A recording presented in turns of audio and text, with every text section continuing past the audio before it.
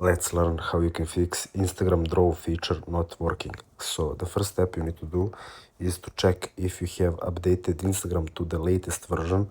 So you just need to open your app store, search for Instagram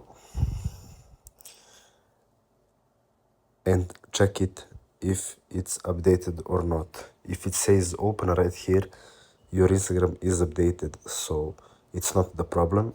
The next step is checking your settings. So open settings, go to general, click on iPhone storage, open Instagram and click on offload the app. If it still doesn't work, go to App Store back, click on your profile picture in top right corner, click on your name, and here you just need to change your country region and set some country that you know that have this feature. So you can just change it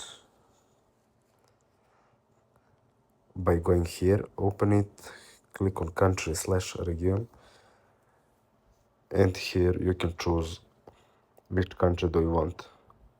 If you don't know what to click on, Germany probably has this feature already, so just find it right here and click on it. So that's it. Thanks for watching and see you in the next video.